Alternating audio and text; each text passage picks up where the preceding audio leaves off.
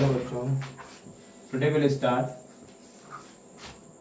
The formula of derivation है drive net magnetic field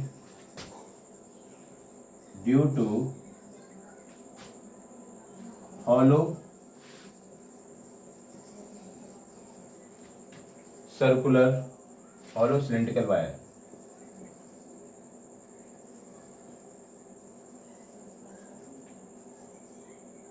किसी hollow cylindrical wire की वजह से हमें मैग्नेटिक फील्ड निकालना है। ठीक है, तो सिलेंड्रिकल वायर कैसे लेते हैं? जैसे सपोज हमने एक वायर लिया, ये सिलेंड्रिकल शेप में है कि नहीं, दिख रहा है? अब इस वायर का रेडियस क्या है? आर। इस वायर में करंट फ्लो हो रहा है आई, तो आई करंट सरकमफेरेंस पे है। जैसे हमारा ये मार्कर है, मार्कर अंदर कैसा होगा? हॉलो होगा। इसमें अगर करंट फ्लो करा दें, तो ये कॉपर वायर का है, करंट फ्लो करा दें तो अंदर हॉलो है, तो करंट कहाँ होगा? केवल सरफेस पे होगा।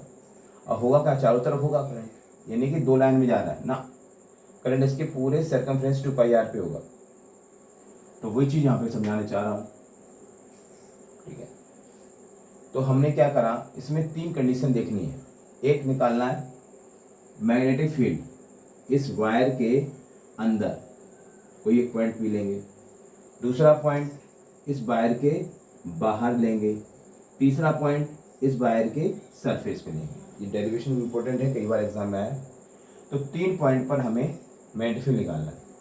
तो क्या करना है, हमें पहले इनसाइड देखेंगे, फिर आउटसाइड देखेंगे, फिर ऑन द सरफेस देखेंगे। तो अलग अलग पॉइंट पर हम लोग इसके पिक्चर्स के अकॉर्डिंग डायग्राम बनाएंगे। तो हम पहले देखेंगे इफ, यानी देख लो, if R is less than capital R. इसका मतलब क्या होगा बताओ? मतलब स्मॉल आर मतलब वेरिएबल है। स्मॉल आर क्या है हमारा? वेरिएबल। अब ये वेरिएबल है ना, तो वेरिएबल कैपिटल आर से कैसा है? कम है। तो पॉइंट पी कौन सा होगा? ये इनसाइड वाला केस हो गया। कौन सा केस हो गया? इनसाइड वाला। तो मतलब यहाँ पॉइंट पी है, इसकी डिस्टेंस सेंटर से माना कि आर है, छोटा सा दिख रहा है। इसको अगर हम जूम करेंगे तो जूम करेंगे कुछ ऐसा दिखेगा। जूम करेंगे इस रीजन को, अगर हम जूम करके देखेंगे, इसको जूम करके देखेंगे तो ये पोजीशन तो ऐसी दिखेगी। मतलब सेंटर से हमने कोई पॉइंट पी लिया यहाँ पर। अब इसी के अकॉर्डिंग हमने इसका एम्पियर सर्कुलर लॉ बनाया, एम्पियर सर्कुलर लूप बनाया। ठीक है, अब ये इसको हमने जूम किया, ध्यान रखना, इस वाले रीजन को हमने जूम करके यहाँ दिखाया, जिसकी रेडियस इसकी आर है। ठीक है, अब मैग्नेटिक फील्ड सपोज बी इधर होगा लूप के अकॉर्डिंग, डीएल इधर होगा, तो इसके अकॉर्डिंग थीटा कितना हुआ? 0 होगा। होगा नहीं होगा? तो फॉर्मूला क्या लगा? बाई एम्पियर सर्कुलर लॉ के according close integration B dot D L equal to mu not into I in close loop. Loop के अंदर का आई देखना है। अब बताओ इस लूप के अंदर आई कितना होगा? 0 होगा, क्योंकि करंट कहाँ जा रहा है? सरफेस पे जा रहा है। करंट कहाँ है? सरफेस, अंदर करंट है ही नहीं। जब अंदर करंट नहीं है तो ये वाला टर्म क्या हो जाएगा? 0 हो जाएगा। तो मैग्नेटिक फील्ड कितना निकलेगा? इसका 0 निकलेगा। बस इतनी सी बात है, अंदर है ही नहीं कुछ भी मैग्नेटिक। तो किसी भी हॉलो वायर के अंदर मैग्नेटिक फील्ड क्या होती है? 0 होती है। ठीक है, दूसरी कंडीशन, इसको नोट करें, फिर दूसरी कंडीशन देखते हैं। दूसरी कंडीशन क्या है? इसको आर इज आर से बड़ा हो। तो इसके लिए क्या करना पड़ेगा हमें? इसके लिए हमें पॉइंट पी अब बाहर लेना पड़ेगा। अब बाहर लोगे तो किधर दिखाओगे बताओ? इसी वायर है, करंट जा रहा है ऊपर की तरफ। अब इसका रेडियस है आर। अब सेंटर से हम पॉइंट पी लेंगे बाहर, इसका पोजीशन है आर। अब बताओ इस पोजीशन आर की वजह से अगर हम इसमें लूप ड्रॉ करेंगे तो लूप कुछ ऐसा जाएगा, एम्पियर सर्कुलर लूप।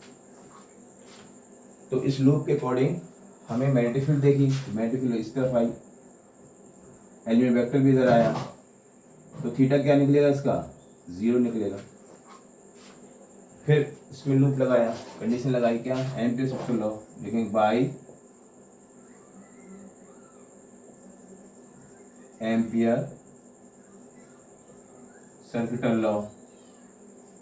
क्या है, close integration vector B dot D L equal to mu not into I. I मतलब इनक्लोज मतलब लूप के अंदर का आई, इस लूप के अंदर का आई कितना होगा, आई होगा। मैंने कहा नहीं करंट इसमें 2 एम्पियर, कोई वायर है, कोई एक वायर है, इस वायर में करंट ऊपर जा रहा है 2 एम्पियर का, तो वायर 2 एम्पियर यहाँ चेक करो तब भी 2 एम्पियर दिखेगा, यहाँ चेक करो तब भी 2 एम्पियर दिखेगा, यहाँ चेक करो, मतलब इस सर्कमफेरेंस में कितने पॉइंट होंगे, इनफाइनाइट पॉइंट होंगे। तो कहीं भी चेक करो करंट 2 एम्पियर रहेगा, तो नेट करंट कितना रहेगा, इसमें आई रहेगा। सॉल्व करो, थीटा 0 बीटा डी एल, तो बी इसको सॉल्व करेंगे तो क्या आता है, B D L cos 0 mu not into Y. तो कॉस 0 कितना हो गया, कॉस 0 होता है 1, तो बी डी एल बचा म्यू नॉट इंटू आई, बी बाहर आ गया, अंदर बचेगा इंटीग्रेशन में डी एल, है कि नहीं। इधर देखते हैं, बी बाहर आ गया, चलो बाहर ले लिया, अंदर बचा इंटीग्रेशन में D L mu not I. D L क्या होता है, एलिमेंट वेक्टर, जो इस छोटा छोटा डी एल कितना होगा, 0 होगा, लूप में जी खत्म ही है नहीं। बड़ा बड़ा डी एल कितना होगा, 2 पाई आर होगा, तो लिमिट 0 से 2 पाई आर लगा देंगे। 2 पाई आर, आर रेडियस है इसका, पोजीशन मतलब इस लूप का रेडियस कितना होगा, 2 पाई आर होगा। इसको ओपन करो तो बी आएगा, एल आएगा, लिमिट में डी एल कंडीशन कितना होगा, एल होता है कि नहीं, जैसे इसका एल होगा। तो इसमें 0 से 2 पाई आर कर देंगे equal to mu not I कर देंगे, upper limit minus lower limit करेंगे, तो क्या आएगा, बी इंटू 2 पाई आर आएगा केवल, म्यू नॉट आई, तो बी कितना आएगा, mu not upon 2 pi R into I. अब क्या करो, 2 का मल्टीप्लाई करा दो, 2 का डिवाइडेड 2 है, ठीक है, 2 पाई आर। तो ये मेन फॉर्मूला बना मैग्नेटिक फील्ड का। इसको अगर हम इनफाइनाइट लॉन्ग वायर से कंपेयर करना चाहें तो वही फॉर्मूला बन गया, देखो 2 का मल्टीप्लाई 2 का डिवाइड करा दो तो क्या बनेगा फॉर्मूला, इसी में ही अगर हम 2 का मल्टीप्लाई डिवाइड कराओगे तो क्या बनेगा, B is equal to mu not upon 4 pi 2 I upon R बन गया। तो यही फॉर्मूला होता है किसी इनफाइनाइट वायर के लिए, वो यहाँ निकल गया। तो इसका मतलब किसी भी हॉलो कंडक्टिंग वायर के बाहर मैग्नेटिक फील्ड का फॉर्मूला तो सेम रहता है, मतलब कहने का मतलब ये वायर पूरा सेंटर पे ही है, करंट का यार इसके सेंटर से जा रही है, बस ये समझ लो, ठीक है। अब केस नंबर 3 क्या होगा, अब इस पॉइंट को सरफेस पे ले आओ, R equal to capital R, तो कुछ नहीं करना, जहाँ स्मॉल आर है वहाँ कैपिटल आर रख देनी। तो केस 3 में क्या होगा, इसी में देख लो, स्मॉल आर दे कैपिटल आर रख दो, तो फॉर्मूला क्या निकलेगा, B is equal to mu not upon 4 pi 2 I upon capital R, और कुछ नहीं करना। अच्छा बताओ, ये मैग्नेटिक सबसे ज़्यादा होगी, देखो डिनोमिनेटर जिसका ज़्यादा ओवरऑल वैल्यू कम होती जा रही है, और आर से कम करोगे तो भाई मैग्नेटिक 0 आ रहा है, तो सबसे ज़्यादा मैग्नेटिक कहाँ रहा, सरफेस पर, इस वायर के सर्कमफेरेंस पर मैग्नेटिक सबसे स्ट्रॉन्ग होगा, यहाँ पर, यहाँ पर मैग्नेटिक सबसे ज़्यादा होगा। बाहर जाओगे तो मैग्नेटिक कम होता जाएगा, और अंदर मैग्नेटिक क्या होगा, 0 होगा, अंदर है ही नहीं कुछ भी। तो इसको अगर हम ग्राफ से रिप्रेजेंट करें, इस चीज़ को हम ग्राफ से रिप्रेजेंट करें तो कैसे करेंगे, तो ग्राफ में क्या देखना होता है, मैग्नेटिक फील्ड वर्सेस पोजीशन का ग्राफ दिखाना है। उसमें अंदर मैग्नेटिक फील्ड मतलब आर सर्कमफ्रेंस पे तो ज़्यादा, अंदर क्या है 0, और बाहर क्या है एक्सपोनेंटली डिक्रीज हो रही, देखो 1/r के फॉर्म में, है नहीं। करंट देखो, करंट यूनिफॉर्म है, कांस्टेंट है, 2 पाई कांस्टेंट, म्यू नॉट कांस्टेंट, बचा क्या आर, मतलब क्या है मैग्नेटिक फील्ड हमारा आर के इनवर्सली आ रहा है, आ रहा नहीं आ रहा, अब इसमें देखो मी नोट अब 4/2 कांस्टेंट हो गया, radius of the wire fix है, करंट भी फिक्स है, ये नंबर तो कांस्टेंट होता ही होता है। ठीक है, तो इसका हम ग्राफ बनाते हैं। ग्राफ में कई बार डायरेक्ट एमसीक्यू में ग्राफ आए, तो इसको हम एक बार नोट कर लो, तो इसको रेस करते हैं। ठीक है,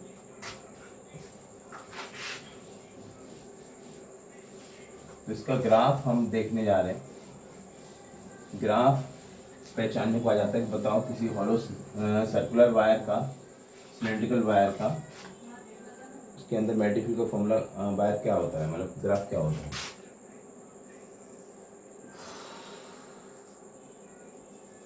magnetic field versus position, unit क्या होती है इसकी, टेस्ला, ये होती है मीटर।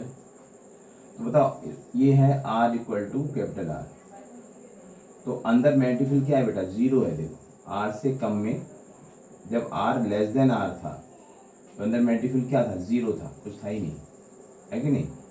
जब R कैपिटल R की हुआ तो मैग्नेटिक फील्ड हमारा सबसे स्ट्रॉन्ग ज़्यादा हुआ।